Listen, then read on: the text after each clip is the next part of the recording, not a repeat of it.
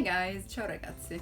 The other day, while I was wasting my time on YouTube like I usually do, I found some videos like on the recommended for you, which were about weird things Italians do or weird things you find in Italy or things that people stopped doing once they got to Italy, and I thought it would be fun to share my comments and reactions with you. So yeah, let's watch some of those videos. Do you like this, by the way?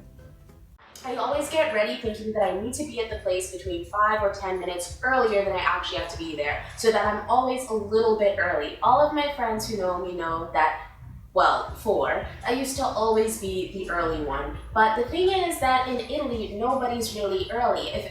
If you are super lucky, people will show up on time. But usually there's always like 5, 10, 20, sometimes 30 minutes of retardo.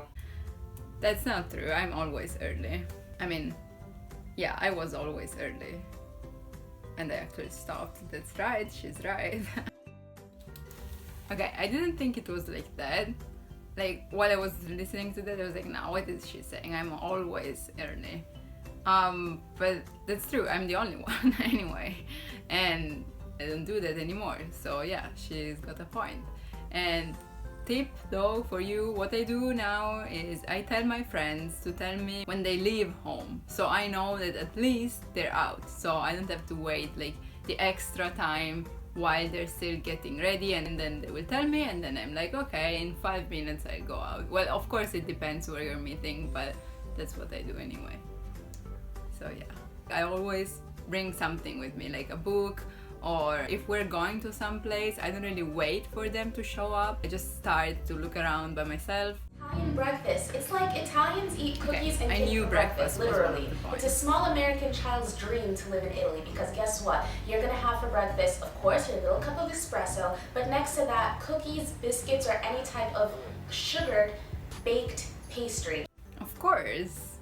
Why would you like to get up early in the morning if nothing sweet is waiting for you? That's the only good part about waking up. Maybe that's what people don't get, that you need a reward, like a prize, just because you got up, and that's it. Like, you get sweet things. I know I'm being super Italian now, but that's what it is about anyway. In other countries, like in Japan, they eat rice, fish, and miso soup. I believe in other countries as well, like she was saying, breakfast is the most important meal of the day, so you have to eat that well, like a lot of things. But what's the point of eating the same thing over and over again? I mean, rice and fish, you can have it at lunch, dinner too. Why should I have it for breakfast? The same goes with eggs, bacon, or whatever that to me just looks like something that you can have on your like hamburger or whatever it is. Having something sweet for breakfast makes you, first of all, happier, in my opinion. And then, it's not that it's not important. In fact, I think no one mentioned that a lot of us do like the second breakfast in the middle of the morning, around 10 or 11, so like 2 hours before lunch, you eat something else too. That's the biggest deal for us, I mean abroad. Now I'm fine, but it took me a while to understand that even salty things can be breakfast food. There are also people who like salty stuff, but cookies are the best. Like, if you go to an Italian supermarket, there's these huge selections of cookies, and that's the best thing ever. I think you're missing a lot. Italians love Italy, but they also hate Italy as well. Like, I don't know, the biggest critic of Italy will be Italians. There's always something negative they have to say about it. For every positive thing that I say about Italy, an Italian will always be able to counter me with why I'm wrong. We do hate Italy because it's such a good country, and still we manage to have so many problems that shouldn't be even there. And like, we have everything, like the sea, mountain, arts, but no one is really like not taking advantage of that, but it's not really enjoying it to the end, and this kind of frustrates us, I think. I mean, me personally. Yeah, we criticize a lot, maybe because we want always something better. No, we just like to complain. Yeah, I wish we didn't do that, but we do, so That's true. What else can we? Changing YouTuber. Coffee is a very different culture in Italy. It's not like, in the US, it's like you go to a coffee shop and you can sit down and like have your latte over a while and like do your homework, or like meet up with a friend. In Italy, in the mornings, the typical traditional practice is you go up to a bar and take a shot of espresso. It's a quick thing. Even cappuccinos are done very quick. A lot of times it's a standing thing because there's no service fees involved. I don't drink coffee, but coffee break is something that people really value here. Like when I was working, everyone is like, hey, let's go get a coffee, like, because that's a break, right? Like if you don't drink coffee, you feel like you're missing something. You don't need a coffee to be on a break, but that's what people believe. People end up drinking 3-4 coffees a day, espresso, I mean, and in the morning it's the same. Like you had breakfast already at home, and then you're just getting coffee, like, to get started, probably. Maybe like people don't notice that, but you can sit down and have it on the table, but usually you pay a bit of extra for the service, so that's why a lot of people just prefer to stand there and get their coffee, because anyway they don't have time, but they don't want to miss the coffee of their break or before getting to work, because coffee is really something that, I don't know, relax Italian.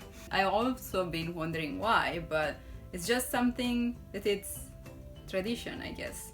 The biggest concern of my grandma, for example, is of course that I ate enough, but also she always asks me, did you have your coffee after your meal? No, grandma, I don't drink coffee. Oh, yeah. And she looks at me like I'm the worst ever just because I don't drink coffee. So yeah, but at the same time, it's not really something just so quick, because for example we used to say, un giorno di questi ci prendiamo un caffè, like maybe we should get a coffee together, we should have a coffee, like sit down, talk. Maybe we don't really drink coffee, but it's just like a way to say that we're gonna talk and spend some time together. So yeah, coffee can be quick or slow. And if you go out to a lunch and you're gonna have a full thing, you're gonna have antipasto, the primi, which is like a pasta, and then a secondi, which is like meats, fishes, like those kind of things. And then you could have a dolce, a dessert. And then sometimes there's after dinner cocktails, an after dinner shot of espresso, a digestivo to like digest the food. Like it's a long process. And then at the end of that, no one will bring you your check. You'll never get your check, ever.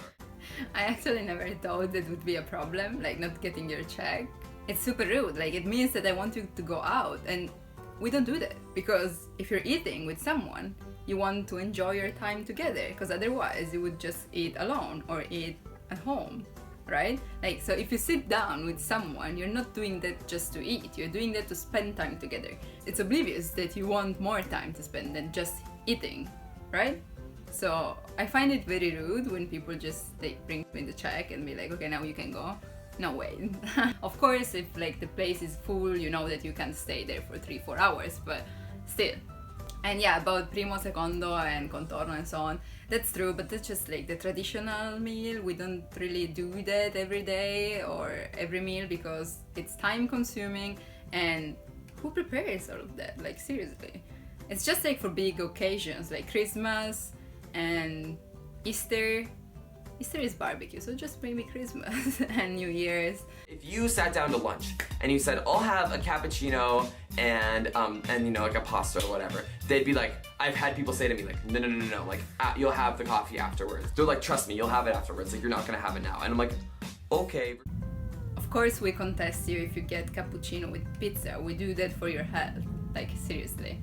You can't have those together. They're just different things.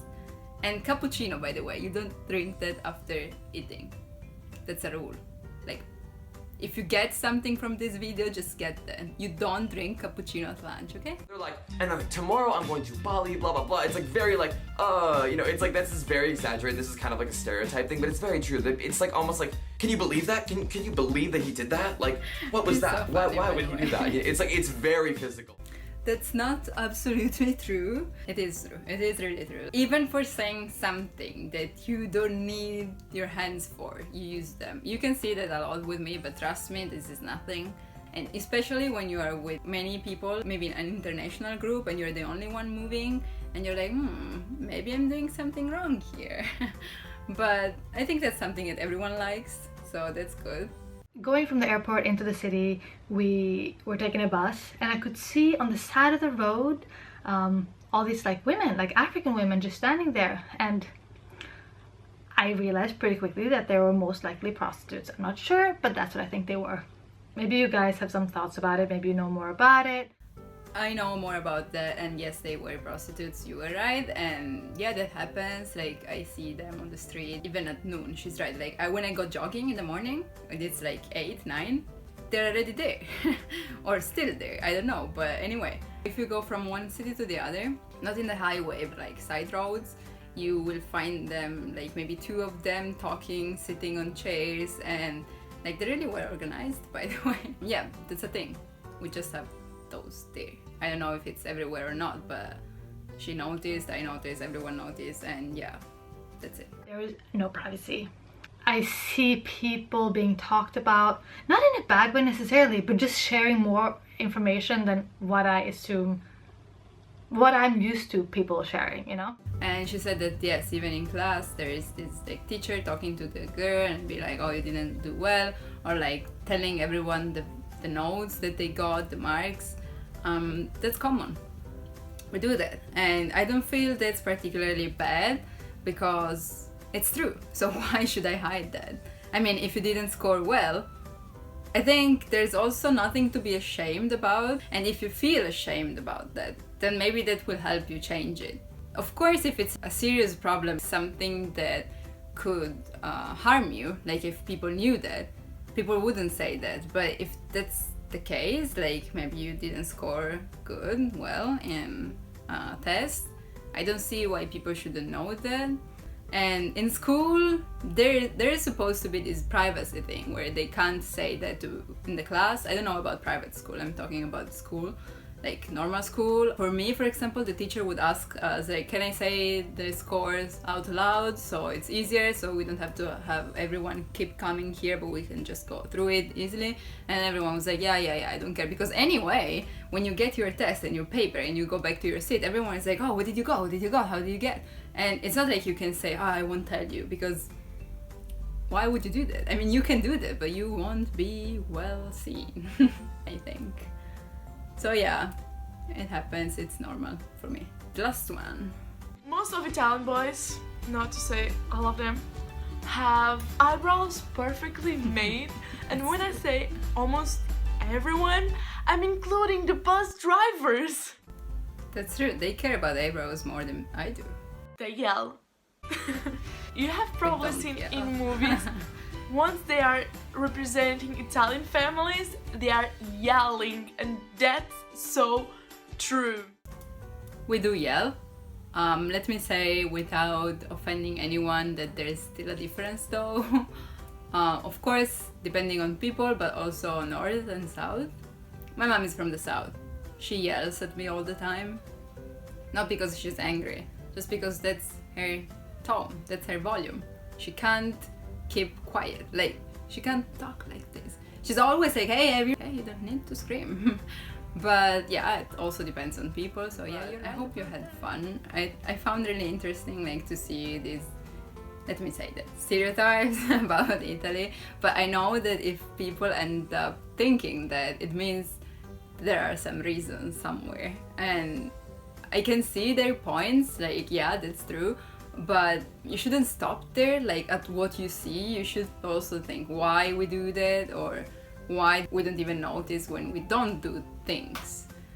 Thanks to those videos, actually, I realized that there are many things that I like about Italy, and that there are some things that people around the world should do too. Not just because I think they're normal, but because I think they would enjoy and they would be happier. Like, don't rush. Anyway, thanks for watching, and let me know if there is something else that you found, or some other videos that you found interesting. I'm really into those now, so I would like to check some other ones. Thanks! There's another plane, say bye to the plane as well. It's so hot, like 40 degrees, like 38, and I can't open the window because otherwise you can't hear me.